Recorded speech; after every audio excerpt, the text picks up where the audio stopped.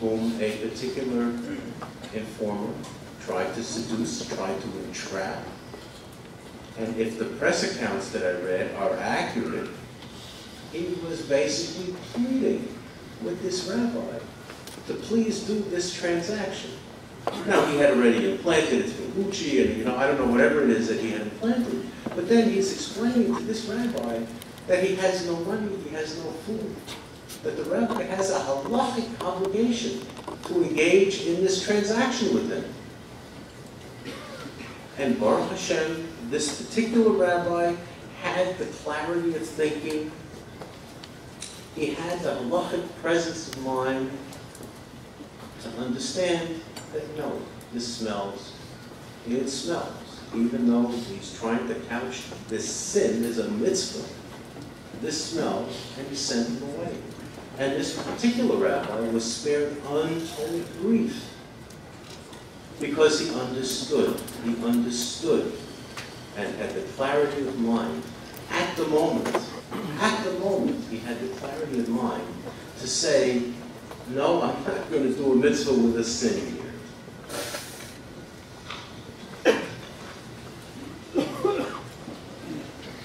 Some traps you really need to understand. How this is a way, actually, that how is it that a lot of Frum Yidden, that enough, unfortunately, Frum Yidden, get sucked into the criminal justice system? Now, we understand, everyone here has been taught right from wrong. And I just told you that if you follow halacha and you follow the Torah way of life, you almost can't get into trouble with American law.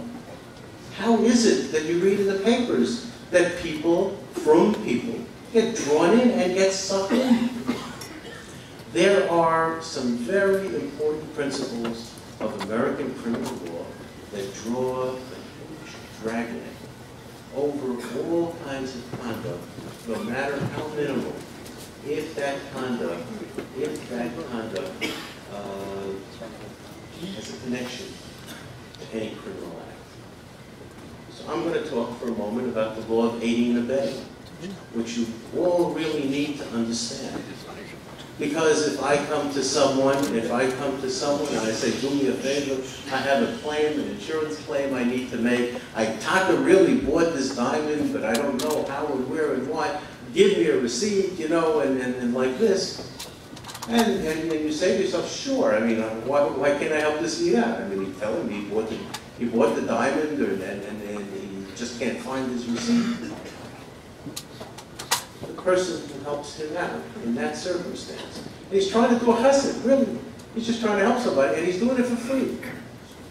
He's aiding and abetting a crime. And when that guy gives that receipt to the government, or gives it to the insurance company, or gives it wherever that person gives it, you, who have helped him in this de minimis way, have aided and abetted him in committing a crime, and under the law, you're as guilty as he is. To give you another far-fetched example, if I were sitting with a friend, and he were determined to do a crime, and I sat up all night with this fellow, and I said, don't you be doing this crime. Don't do it. And then at the end of the all-night session, he says to me, I'd like to borrow your car. If I have any basis to believe that he is going to use my car in connection with that crime, then I'm a criminal together with him. I not only am not getting anything, I'm lending him the car.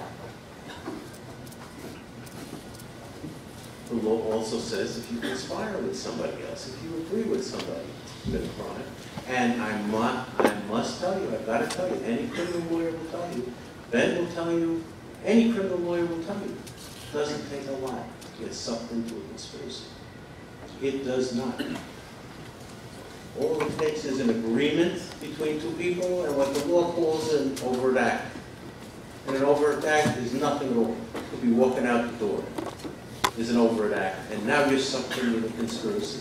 And the government will charge you now as a member of this collaborative effort of this conspiracy.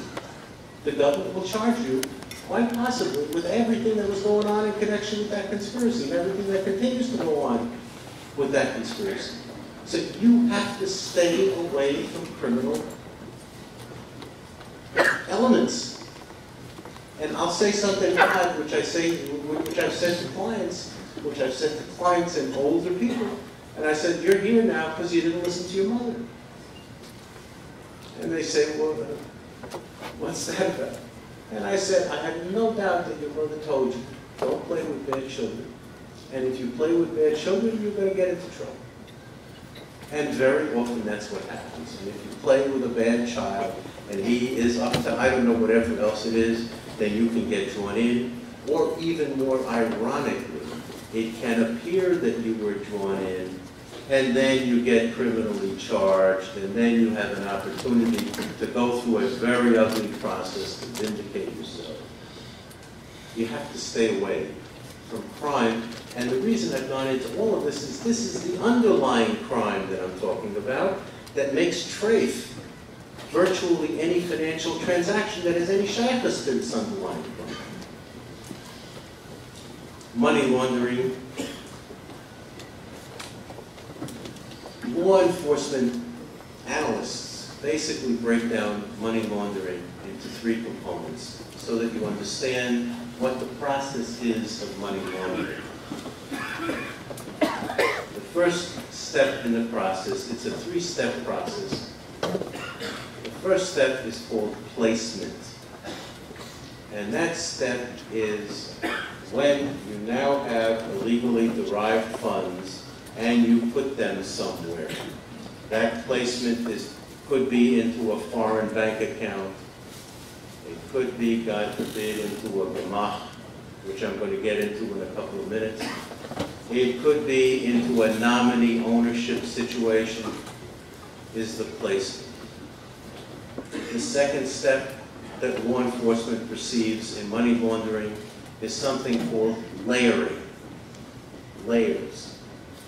You move it from here to here to here to this ownership, from land to stock, from country to country, layering. The third step is integration. It is somehow drawing the money back in a legitimate disguise so that you can use that money.